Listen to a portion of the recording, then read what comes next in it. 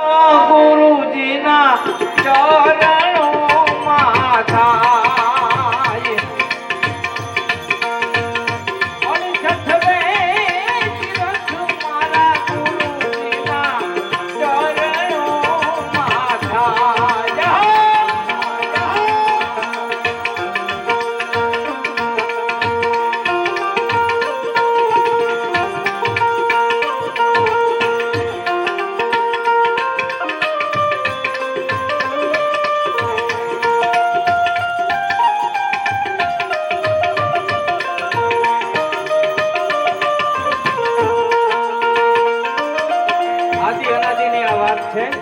અને પ્રથમ પાઠ ક્યાં મંડાણો અને કેવી રીતે મંડાણો આપણે અત્યારે પૂજારી બાપા છે અને પાઠ પૂરનાર જેને પંડિત કહેવાય અમારા જાદવભાઈ કોટવાળ છે આવી જ રીતે આદિ અનાદિના કોટવાળ હતા આજવાલના નથી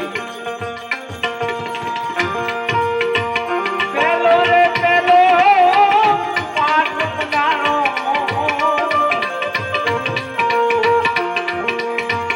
પ્રહલાદજી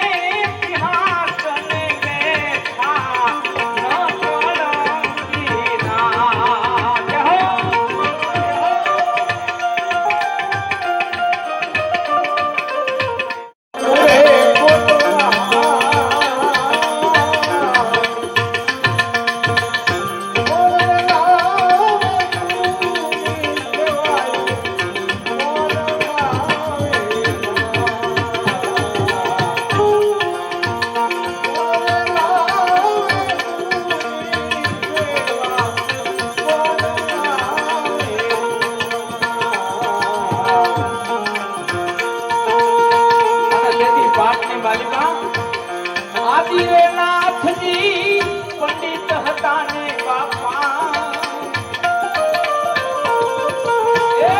ગરુડજી રે કોટવાલ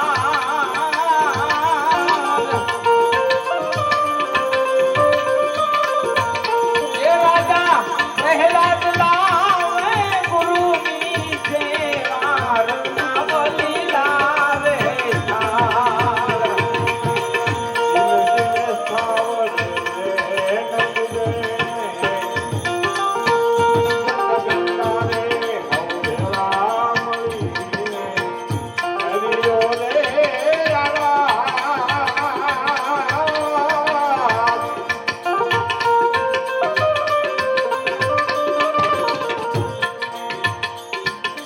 આવી રીતે પાકની માલિકો કોળી પહોળી કરવામાં આવતી હતી એ પહોળીના પ્રસાદની માલિકો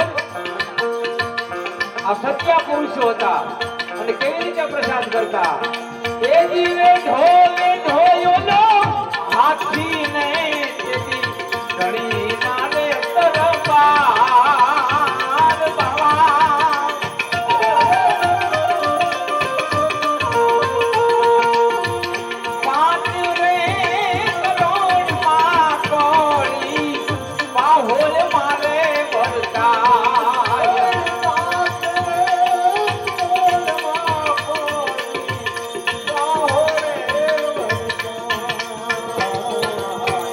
દિન દિન ખાવર રે નીચડે ભાઈ ભટ ગંગારે ભેળા મળીને કર્યો રે યારા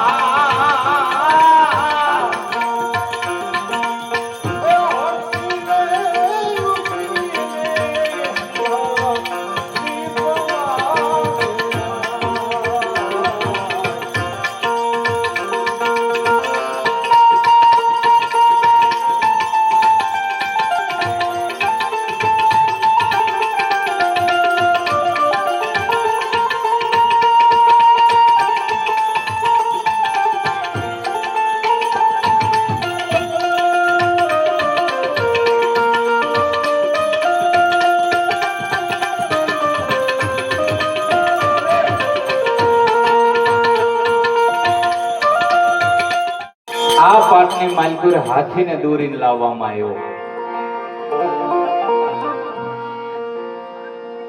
હાથીને વધેરી નાખવામાં આવ્યો. પેલા પાઠ પૂરતા હતા એટલે કોઈ હિંસા કરતા એવી વાત નથી, પણ સંતોની મતે અહંકારને હાથી કહેવામાં આવ્યો છે. પાઠની માલપુર અહંકારને વધેરી નાખવામાં આવતો હતો. અને જે ગત ગંગા બિરાજમાન હોય એ અલખનો આરાધ કરતા હતા અને આરાધે તેથી ધણી મારો આવતા હતા. ધણી આવી અને આરાધ સાંભળે, આરાધ કરતાની સાથે અંજલિ સાંટે અને હાથી બેઠો થઈને સિંહલ દીપમાં જોડાણો. આ પ્રહલાદ રાજા વખતનો પાઠ.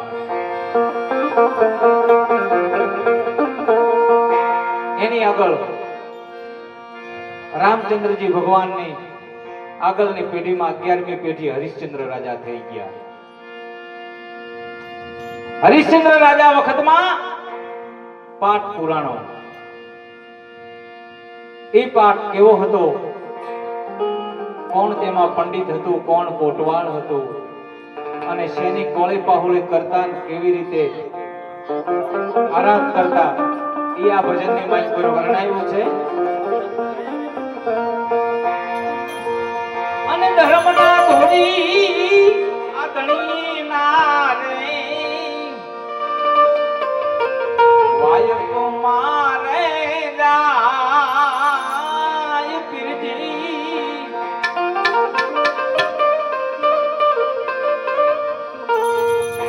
વાયકો માં જાય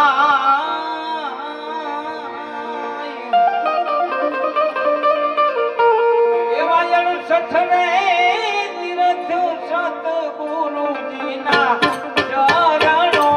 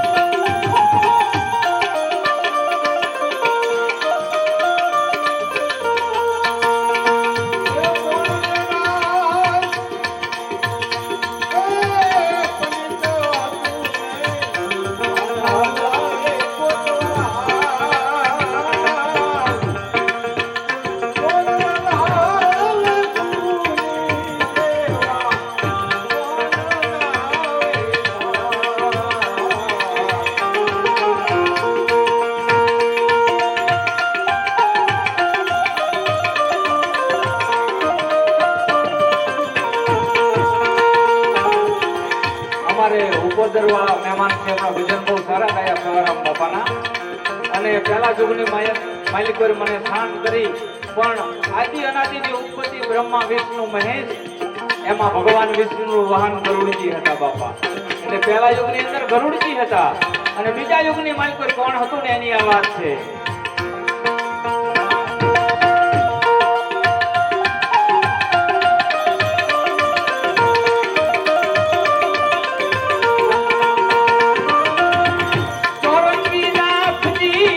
પંડિત હતા ને બાપા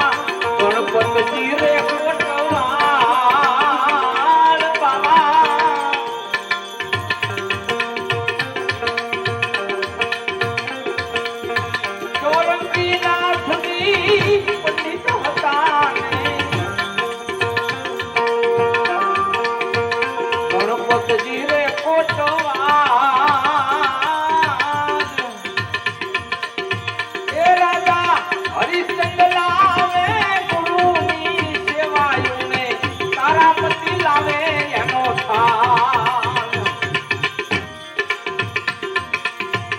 હરિચંદ લાવે ગુરુજીની સેવાને તારામતી લાવે છે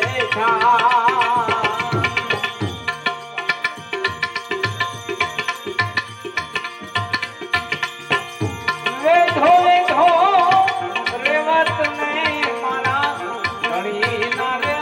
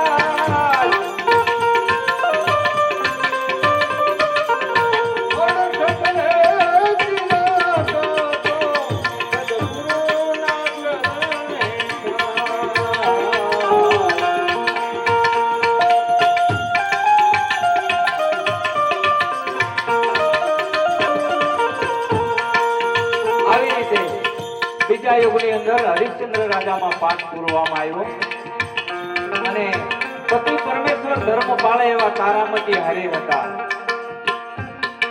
એ જતી સતીની જોડમાં કોળી પાહોળી કરવામાં આવી. 7 કરોડમાં કોળી પાહોળી થઈ અને રેવત કહેતા અશ્વ કહેતા ઘોડી લો અને સંતોની ભાષામાં ગણો ને એટલે આને મન કહેવામાં આવે. શું કહેવાય? મન. મનરીઓની સંકલ્પ વિકલ્પ રૂપી ઘોડો છે ને બધે દોડી દોડી કરે છે. આ ઘોડાને વધેરી નાખ્યો અને પછી ગજ ગંગા આરાધ કરી અને સૂર્ય રથને માલિકો તેજમાં તેજ મળી ગયું. આ અશ્વની તાકાત એની આગળ યુધિષ્ઠિર રાજા ધર્મ રાજામાં પાઠ મનાણો. ત્રીજા યુગની માલિકો શું કહે છે?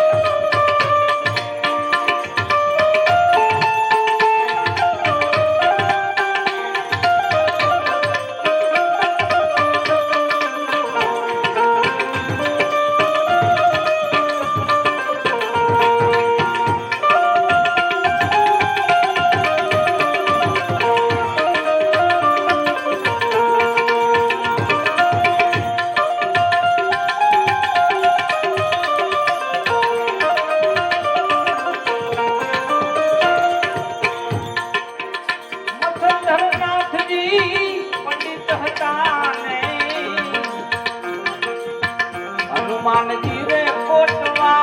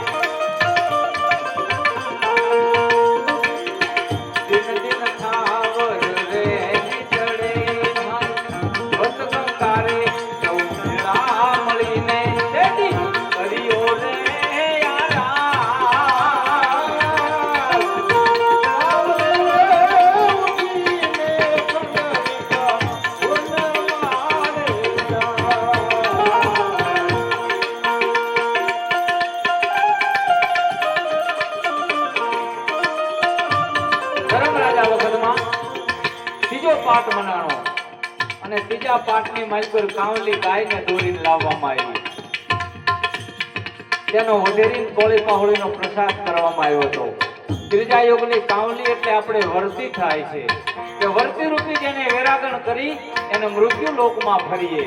તો જેને વર્તીને વેરાગણ કરી અને આ પાઠની માલપર જોડાણા આરાધ કર્યો એટલે કૌલિકા ઉઠી અને કંડલિક વનમાં ગઈ. હવે એની આગળ પ્રથમ યુગ, દ્વાપર યુગ અને ત્રેતા યુગ 3 યુગ વી ગયા. હવે કળયુગની શરૂઆત છે આ પાઠની.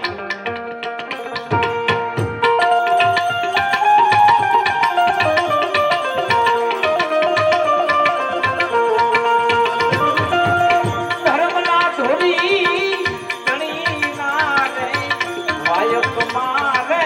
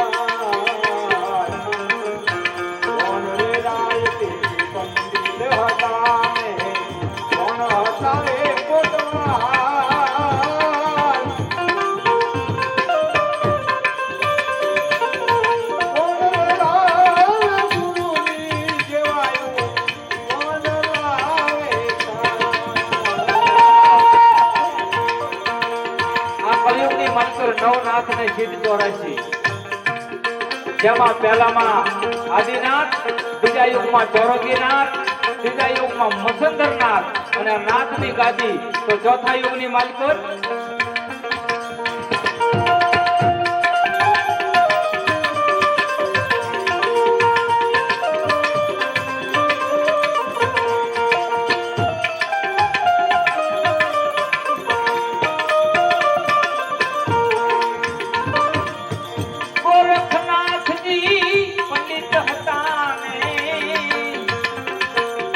ભૈરવનાથ કોટવા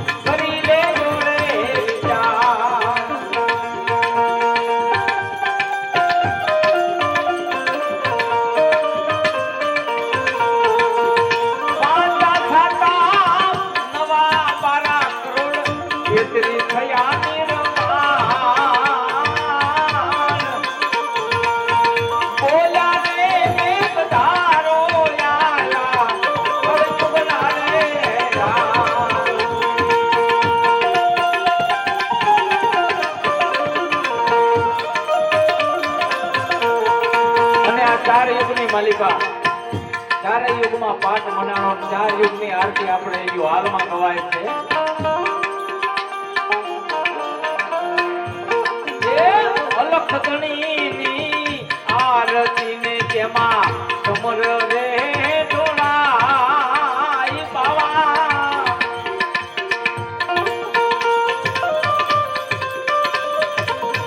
કંકુરે કેસરના ધણીને સાટલા રે સટાય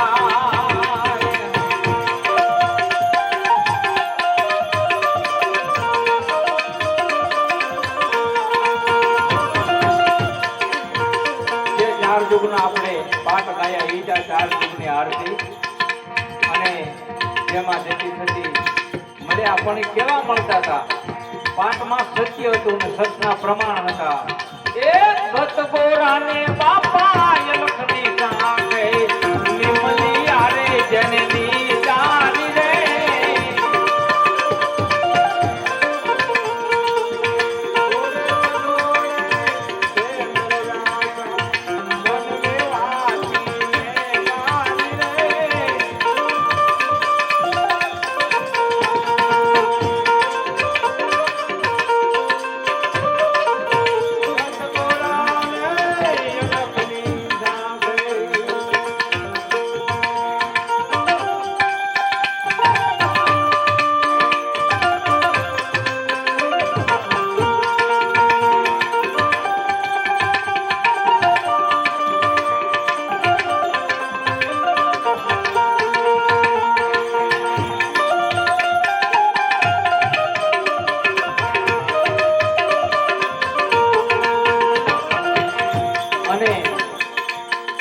ગોરાને અલખની સાખને નિમલિયા જેને નિજારી આ જેને નેમ લીધા હતા ઈ જોડે સજોડે જાગ્યા મન મેવાસીને મારી નાખ્યા અને રામદેવજી મહારાજે હરજી ભાઠેને કીધું કે હે હરજી આ અગમ ભેદ એવો છે પાઠનો માધ્યમ છે તો જે હું કહું ની અગમ ભેદ તમે જાણો અને રામદેવજી બાપાએ હરજી ભાઠેને સમજાવી શું કહે છે